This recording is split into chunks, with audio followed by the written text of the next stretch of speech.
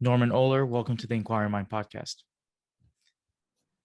So before we get started, I wanted to talk to you about your book that I have here, Blitzed, and your new book, The Bohemians. But before we do, can you tell the audience a little bit about yourself?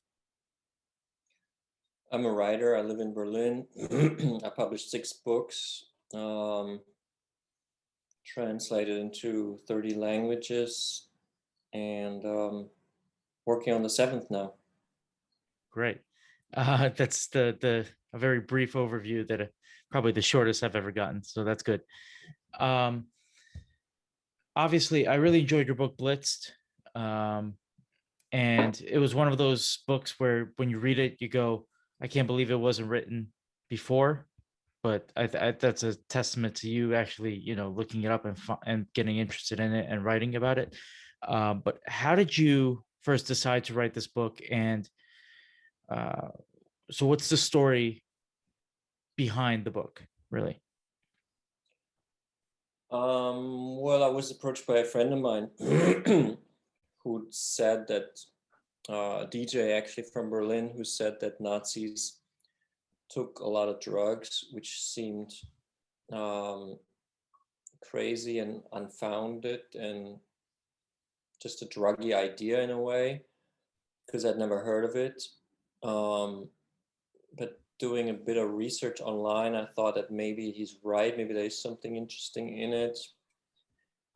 But then actually what changed was going to the archives and finding lots of documents referring to massive drug abuse by the army and by Hitler himself. So I thought it's quite interesting, and I started doing a proper academic research, looking at it from all angles.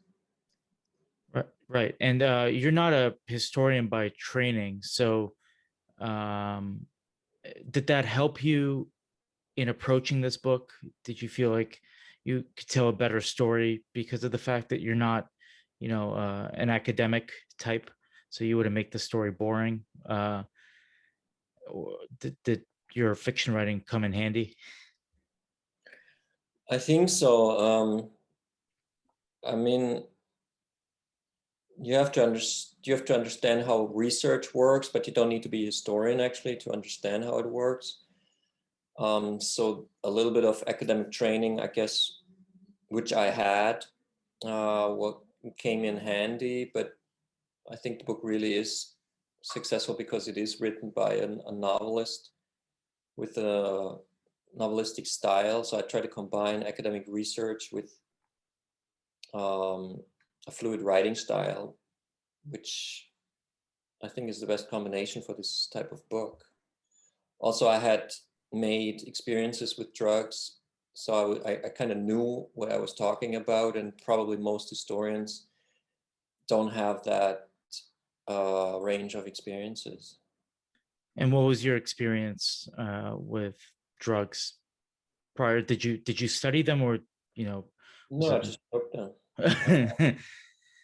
Well, I mean, as a novelist, you're allowed, basically no one's allowed to take drugs, but it's okay to take drugs if you're a writer. It's not like as a politician, it's not okay. As a sports star, it's not okay. But as a writer, you can actually, no one would say that your book's not valid because you took drugs writing it. In fact, a lot of books that we admire have been written under the influence of drugs by the greatest writers. The question really that is interesting is what drugs would anyone take, or what drugs are good or what drugs are bad. So, or what drugs? I mean, in this case, actually, the good drugs for me were the drugs that I would also write about. So if I write about amphetamines, I think it helps to have taken amphetamines. And I'm not saying amphetamines are good. I actually would say that they are quite unhealthy and bad. But to try them once in a while as a writer, I think it's fine. Like Philip K. Dick used amphetamines to write great works, while other people might fail using drugs and just ruin their life and not write. But for me, it was important actually to test some of these drugs sometimes, even though when I researched Hitler's drug abuse, I realized that I would not be able to test all the drugs that he was using, because that would really be damaging to my health. So I had to also rely on research and on reports that others had made using those drugs. But at one point I found out that he was using quite a few opioids, and I'd never taken opioids, and I never do take opioids, but I spoke to people who have taken them.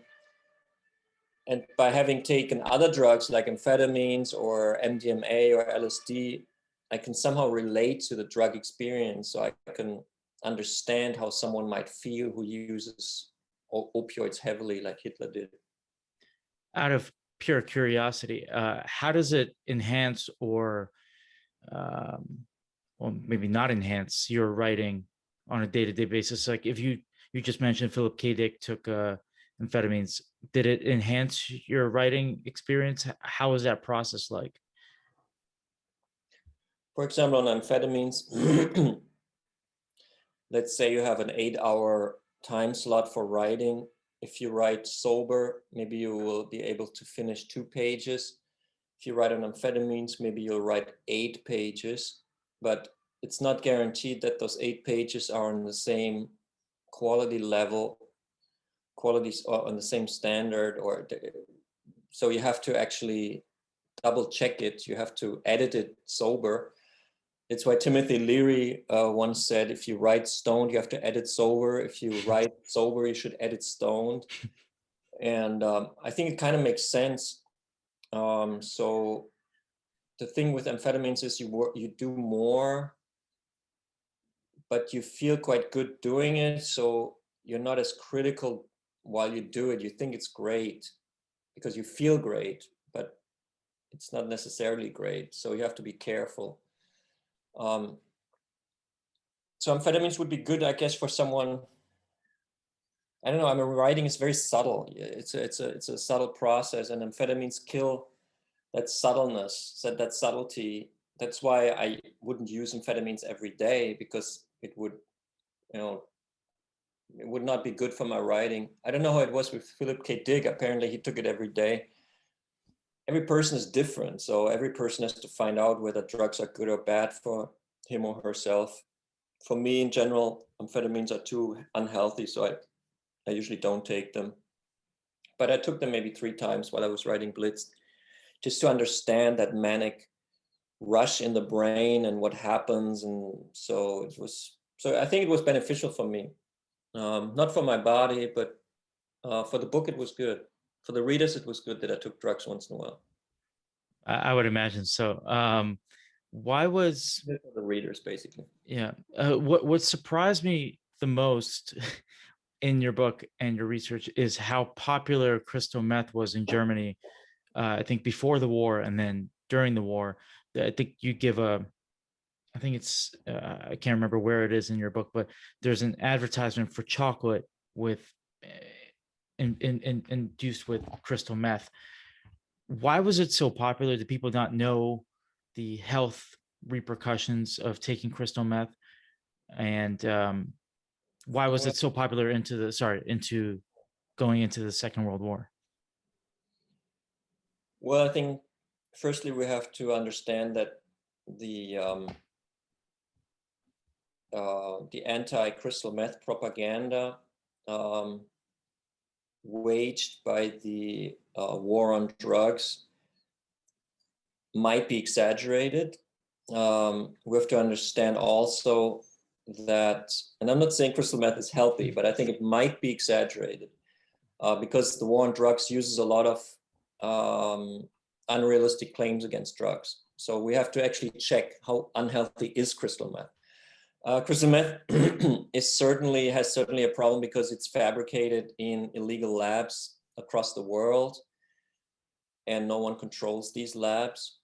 So the consumer doesn't know what's inside the crystal meth that he or she consumes. This was very different in Germany because crystal meth was legal. Also, it wasn't called crystal meth; it was just called methamphetamine, and it was made by the Temmler factory in Berlin. So it had just like any pharmaceutical product, it had quality checks, whatever. and it was taken orally, 3 milligrams a pill. I think nowadays crystal meth is usually used by snorting. So I guess a much higher dosage reaches the brain much quicker. Maybe it's similar to the difference between smoking crack and taking powdered cocaine. Smoking crack apparently is much more unhealthy because it's, you know, immediately in your brain on a higher level, so different chemical reactions happen. So I think from smoking and from snorting an illegally produced line of crystal meth today to swallowing a controlled a pill that was fabricated under controlled circumstances with 3 milligrams back in the days, there's a big difference. So I think it wasn't so unhealthy as it is today. And then again, it was addictive because methamphetamine, it makes you addicted to it, or you want to take more of it. So it was unhealthy, but because it makes you addicted to it, and it, you know, it messes with your brain basically because too many neurotransmitters are released too quickly. So then the brain has to reproduce them. That's actually a hard job for the brain. You get depressed. So it's a very problematic substance. But I lost my point. Your question was why didn't people know it was unhealthy? Well, it just came out onto the market. And in the beginning, the universities in Germany wrote about the positive effects of methamphetamine, which they thought at the time were positive effects, which, for example, were you don't need to sleep as much anymore. And it raises your energy level, and it increases your mood. It's mood enhancing. So, and this is all, it reduces your fear. If you're on methamphetamine, you're not afraid at that moment when the high comes on. So they looked at it from a very different standpoint. For soldiers, it was ideal because you can operate longer. You're not afraid. You're not inhibited. You're ready to kill. So for the German army, this was a very positive drug. They didn't think it was, you know, negative in any way. Only later they found out that it makes you addicted and that it makes you depressed. But this took like a few years actually to find out, and this was in the middle of the war. So they didn't really care about negative side effects as much as we do today. They were just seeing it as a helpful tool to enhance the fighting capability of a soldier. Yeah, one of the things that was very evident to me when reading your book was the contradiction in the Nazi ideology. I mean, there obviously there's definitely more than one, but they preached this kind of purity in their ideology, whether it be, you know, getting rid of the Jews or you know, not taking drugs or of any kind. Yet that's something that was very prevalent in the Third Reich. Um, how did they make sense of that, even though they didn't preach it necessarily? But they still did. They still took drugs. I mean, this contradiction was one of the fun factors of writing the book, because it's always fun to expose the hypocrisy of the Nazis, and this is obviously a big one. And the system itself realized that contradiction at one point. There was a guy called Leo Conti. He was the so-called health Führer. Today he would be called the Secretary of Health. So in the Nazi regime, he was the health leader. And he said exactly what you said. He said, this is against our ideology of purity, and we don't need to, basically he said, we don't need this, we're stronger anyhow because we're Aryans, so we're stronger human beings than inferior races. But this is basically not true. I mean, they were not stronger because they are as inferior as any race. The Germans are. So in order to be superior on the battlefield, for example, they actually did need a stimulant. So in reality, the real existing effects of methamphetamine were more powerful or more convincing to the head of command of the army than the Nazi ideology. Also, we have to understand that the army was not a party organization. The army was the army of Germany. Of course, many heads and commanders within the army were Nazis, but the army, as a body, the army was a neutral, was the defense, or not the military forces. So they didn't have to, listen to the party ideology when it came to this. Mm. And I know this is a very kind of difficult question, and it's a little bit of a connecting the dots going backwards in history and playing what if. But do you think that the war would have gone differently for the Germans had it not been for the drugs? Well, I studied very closely the campaign against France. And the strategy was very interesting because it was very different from the First World War. It was a strategy that was based on speed. I mean, speed in the sense of moving very fast. Strategy only worked if Germany would reach the French border through Belgium within 3 days and 3 nights. And this only was possible because for 3 days and 3 nights, there was no stopping and no sleep, basically. I think it would have been impossible without methamphetamine. And then the Blitzkrieg, as we know it, would not have happened. It would have been a very different confrontation, military confrontation between Germany, France, and Britain. And probably it wouldn't have been so easy for Germany to win this confrontation, this first big confrontation against the West.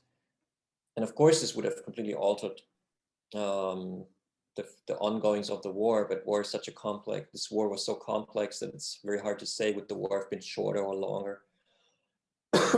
I don't have any interest in speculation for this, but it would have been different for sure, quite different. But how different, I don't know. Mm-hmm.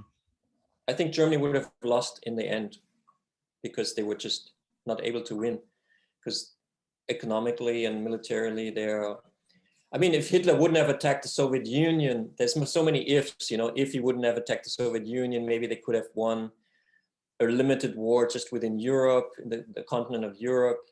So Hitler made many mistakes, but they couldn't have won against the whole world. That was a pipe dream anyhow. Yeah. They would never have won against the United States, for example. Yeah. One of the very interesting stories you tell is the story of Hitler's doctor.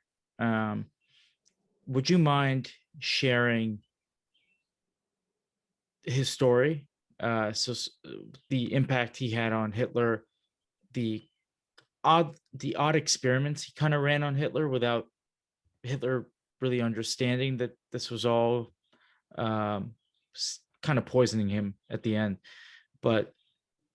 And what's the significance of these findings?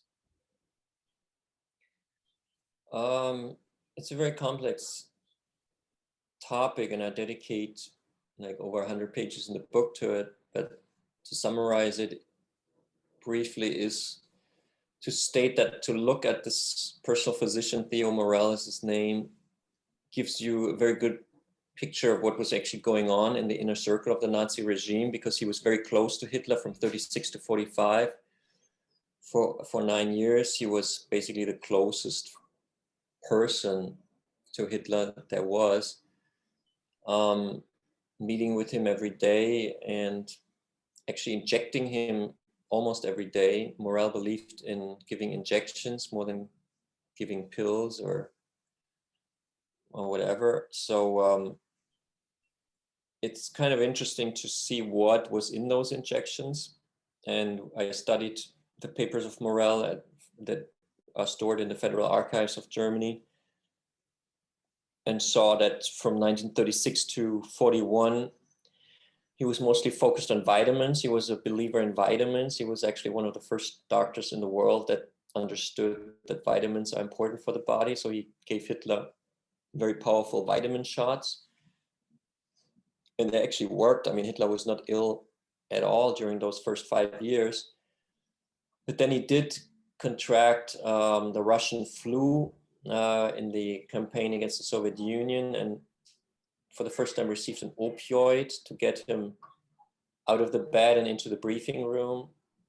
And Hitler really enjoyed that opioid because it made him euphoric. It gave him strength, and it cured the flu. I mean, flu can be quite a severe disease, and this opioid shot just kind of,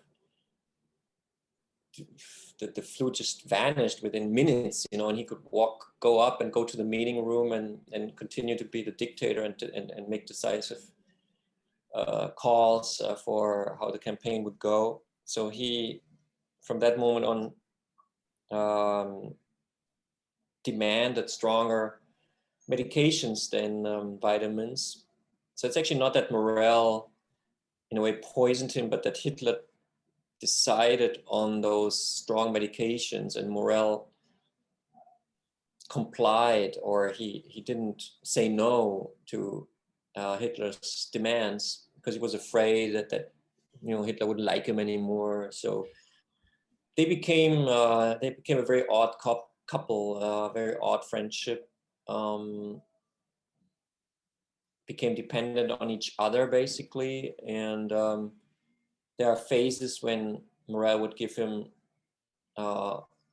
oxycodone, which was trademarked as Eucodol at the time, every other day in very high dosages intravenously. And for sure, Hitler was addicted to these very strong opioids and made more and more bad decisions, basically because he was removing himself from reality. So he was not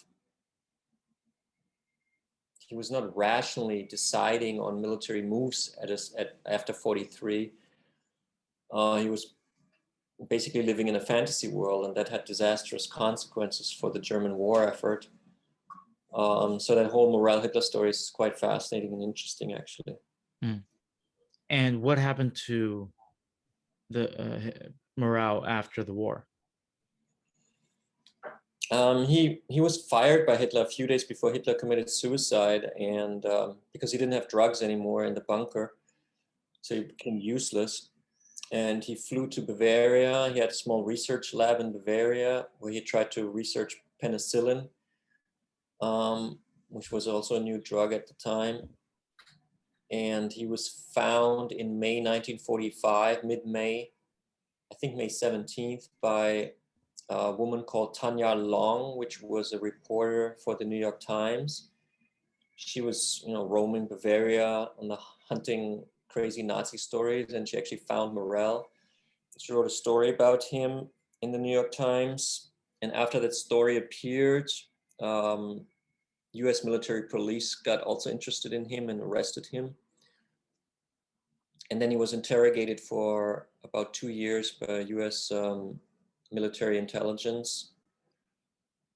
And after those 2 years, he was pretty ill. He had heart problems, and he died shortly after the Americans released him in a hospital in Bavaria. So he, in a way, he never recovered from being fired by Hitler. He just, from that moment on, it just went downhill. Mm-hmm. But he lived another 2 years, but he lost everything. He lost his fortune. He had become very rich while he was personal physician of Hitler, because he was producing also pharmaceutical medicines, remedies for Hitler, and the whole Morell story is totally crazy. Obviously, in future wars, for example, the Americans, I think, used speed in Vietnam, and I forgot what else they used in Korea, and other armies have used drugs on their soldiers and gave it to their soldiers. How are the Nazis different? Obviously, they were, I think, the first to do it on a mass scale. But what can we learn? What did the Nazi effort teach us, and how are the Nazis different? Well, they were the pioneers. They had the idea. There was one professor working for the army who had the idea to give them synthetic stimulants on a massive scale. So they proved to the world that this could help an army, give an army an advantage over the enemy. So they set a very bad example, or they set an efficient example that was then copied by the United States Armed Forces and other armies, and also terrorists. They found speed pills after terrorist attacks in terrorist apartments. So yeah, I mean, so the people interested in war and killing, they learned from the Nazis to use and utilize amphetamines. What do we learn about? What do we, the non-killing people, learn about this? I think we should learn that it can be dangerous if the usage and abuse of drugs is defined and controlled by governments, like it is today, actually. Basically, I mean, the Nazis in a way invented the war on drugs. The war on drugs basically means that the government decides who gets the drugs and who is not allowed to get the drugs, and who gets the profit and who doesn't get the profit. And so this war on drugs can be, easily manipulated to the goals that a particular government might have. So I think if we see ourselves as a democracy, which the Western countries still are in a way, and if we try to improve our democracies, I think we should also talk about deregulation of drug use and actually spreading information about drugs. That's why I was talking about the misinformation that often is associated with the war on drugs. I think the war on drugs has to stop. It's not actually a war on drugs, it's a war on minorities, it's a war on people, basically. And I think we can learn that this Nazi evil, the war on drugs, should stop. There are a lot of people out there that advocate for full deregulation. I think there's some countries that have done it. I think Portugal is one of those countries that have fully deregulated drugs. Do you mean like fully deregulating all drugs? Doesn't matter what it is. I'm actually, I think I'm more on that boat than most people, because if people are going to do it, might as well do it safely instead of getting it laced from some dealer that, Yeah, also, I think there's only advantages in deregulation. I don't see any disadvantages. I don't think the drug use would go up. I think the drug deaths would go down. I think the government would make more money with taxes. I think the black market would dry up and mafia structures would dry up. So I don't really see a benefit in the war on drugs. I think it would be good to deregulate everything. Question is, how do you deregulate it? Do you deregulate it from one day to the next, or do you have, a step-by-step, process that is overseen by the world, by the United Nations, for example? I mean, right now in the pandemic, all the countries are somehow exchanging information and working together. And I think a similar approach would have to be done to end the global war on drugs. There has to be a lot of information for people, why is hemp or cannabis more dangerous than alcohol, or is it not? Or do we talk about it in schools? Should drug education be part of health education?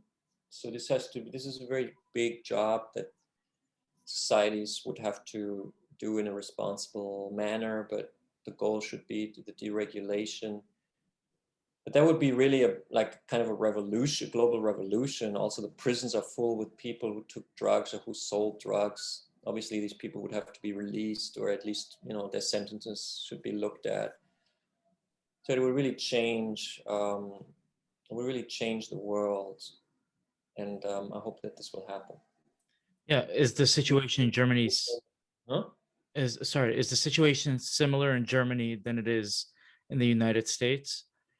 It's not as bad in Germany. We don't have so many prisoners, and we don't enforce it as harsh as the United States. We never had a narcotics guy called Anslinger. I don't know if you know Anslinger. He was the guy who basically invented the prohibition and invented the prohibition against cannabis and all the other drugs. He was working under 5 U.S. presidents, and his regulations are still, in force in the United States. And then you had someone like Ronald Reagan, who was very who was putting very stiff sentence, harsh regulations into place. And then once they're in place, they're usually not, taken away again. Even if you have a president that's more liberal, those things kind of stick. And we never had these like really hardcore drug hating politicians in Germany as you had in the United States. So the situation here is not as bad, but I think every country in the United Nations has to sign these certain drug, policies. Otherwise, you get, economic sanctions and all that. So it's a global problem. But I think in the United States, United States is one of the worst countries. Even though in the U.S. we now see the legalization of cannabis and some psychedelic substances in some states. So maybe the U.S. will be the avant-garde to also lead us out of the war that the U.S. basically imported from Nazi Germany. And this is really something that we should all, get rid of. The stupid Nazi war on drugs that was basically a way to manipulate and punish people. Yeah. In the United States, I think that the biggest hurdle to this is the fact that we have a state-by-state regulation. So New York, where I am, could be more lax with drug offenses than, say, I don't know, Oklahoma or Iowa. Is that the same in Germany? Is it like province by province, or no? It's federal. Federal drug policies are federal. Yeah, our states don't have that much power as the United States. The states there. Yeah. One of the interesting points, again, when the war ended, what kind of effects did the soldiers feel? Did they feel extreme withdrawal after the war, or was it, just life just carries on? I didn't research this because my book kind of ends when the war ends. But what I've learned so far is that the meth problem kind of lingered on in the 50s. People still used it, but there wasn't so many supplies there anymore because the Temla company was damaged in the war. And if there's no drugs, you can't really take them. So, and there was no surveys done, or there's no statistics on people that have become addicted. So there's no, I don't know, like these 5 million German soldiers, I don't know that took methamphetamine. I don't know if they all suffered from, withdrawal when they didn't have it anymore.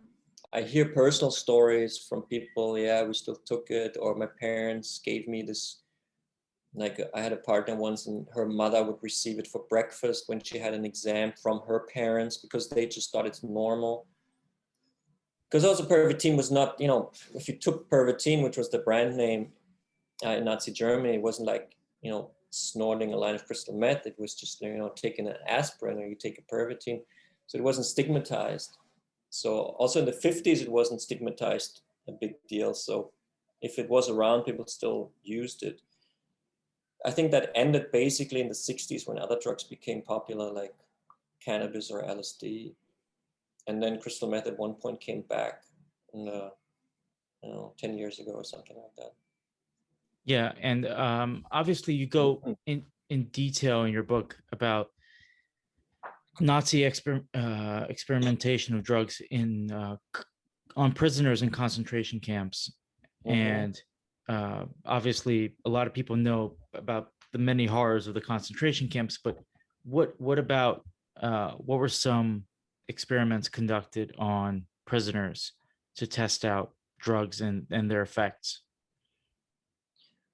Well, there's basically two types of experiments. One is when they tried to find better drug, a better stimulant than methamphetamine, so something that keeps you awake for a week, because they wanted a drug for the mini submarines that Germany developed, where the soldiers had to stay awake up to 7 days and 7 nights without sleeping because they were alone in these mini submarines. And sleeping would have caused, instant death basically, because it would have, not navigated, wouldn't be able to navigate anymore. So they used prisoners in the concentration camp of Sachsenhausen, north of Berlin, and gave them combinations of stimulants like cocaine, methamphetamine, to find out what is the most potent drug combination. And the second type of drug experiments they did was in the concentration camp of Dachau, south of Munich, or is it north of Munich? Close to Munich, anyway. Where they gave prisoners psychedelic drugs like mescaline in order to develop interrogation techniques. This was very late in the war, and they didn't come to a conclusive finding. Mm-hmm. Just on maybe a personal note, what did you find the most shocking, most interesting when you did your research on the book? If there's more than one, feel free to name a few, but was there something where you were like, wow, I didn't see that one coming? Well, the whole book had this wow effect on me, or the whole research. Every corner I turned was, to me, totally incredible and amazing and mind-blowing. I really enjoyed reading the notes of Morell, Hitler's doctor, because these notes are, very interesting, original, and unique, and you feel like the famous fly on the wall, and that fly was actually like landing on Hitler's forehead, basically, and you could like sit there and listen to what they would discuss and what crazy drugs they would use now, because Hitler had these important decisions to make, and he felt kind of bad, and then how they talk about other politicians, and it's kind of gossipy in a way, but it's also hardcore factual. So that was really juicy, and I really enjoyed writing those passages because they're all true, but they sound completely unbelievable. Yeah. Did you always envision yourself maybe writing a book about the Third Reich, something about the Third Reich, or did you not see it coming? No, I always wanted to write a book about the Third Reich because it's my history, and at the same time, it's the most interesting, 9 years, at least of the 20th century. I think it's fascinating, and we can actually learn quite a lot from it. And it's full of drama and horror, but also interesting, funny, not funny, but well, I mean, it is kind of funny actually. Some of the drug details are, darkly funny. So I really enjoyed to write about this period from this angle, because usually this period is very bleak, and to write about the drug use is not bleak, it's totally colorful. So in a way, it was fun to write about it, even though it was quite dark at times. And if you read the book, I think also it feels funny sometimes, but it also feels very serious, and I kind of like that combination. Mm-hmm. Obviously, I mentioned early in the podcast that you have a new book out. I think it came out in March over here, called The Bohemians. Unfortunately, I have not had the chance to read it, but can you tell the audience what the book is about, why you decided to write it, and, well, sort of not an elevator pitch, but why should people go out and buy it? Well, I was interested in how actually life was in Berlin at the time, to get away from the political facts and the politicians, and get into the lives of the people. How did it feel to live in a extremely beautiful and interesting metropolis when suddenly a dictatorship comes along and starts to radically change your life, and suddenly the Jews are outlawed, and if you make a joke about Hitler, you end up in a concentration camp. I mean, this is all totally insane. 5 years ago you could do anything you wanted, and suddenly, or 5 minutes ago you could do anything you wanted, and suddenly you can't anymore. And I found a resistance network that existed, and that is not so known in Germany even. And it was led by a couple. Haro and Libertas were their first names, and they were gathering friends around them, trying to figure out what they could do against the dictatorship. And they did quite a lot, actually. And they did a lot over several years, and it grew into a network of over 100 people. Very different people, artists. That's why it's called the Bohemians, but also workers or teachers or students who were part of it. And they try to undermine the fascist society here in Berlin by being different and by living differently. And I think the book's great because it really gives you a very intimate and detailed feeling for how it was to live in Berlin from 1933 to 1942. This is when the book ends.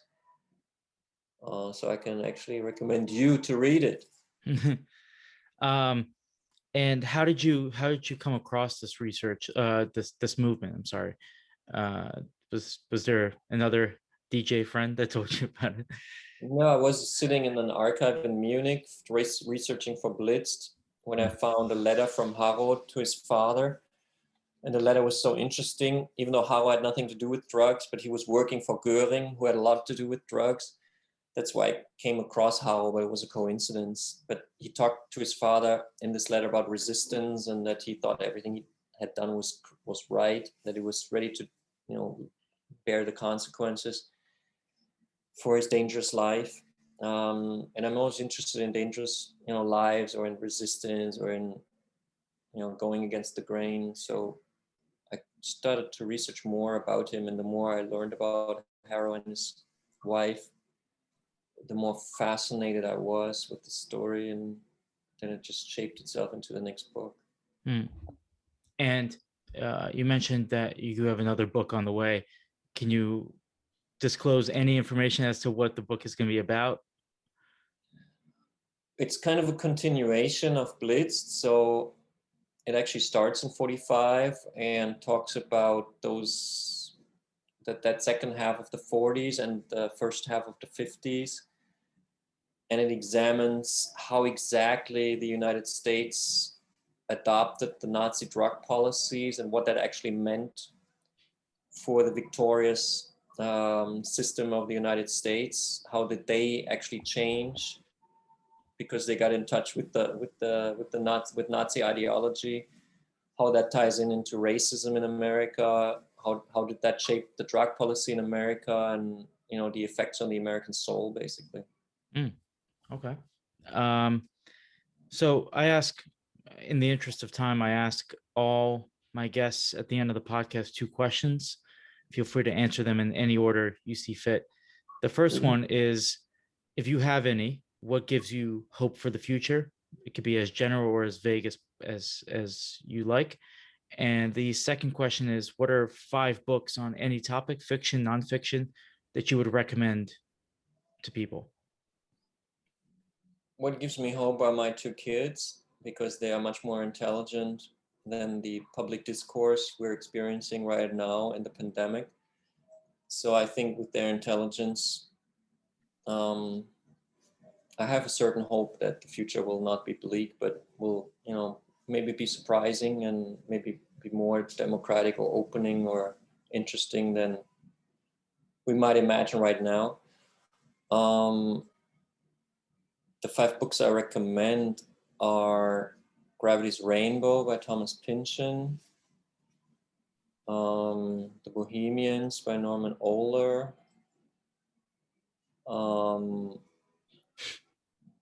Selfless plug. I like it. Nice. You want 5 books?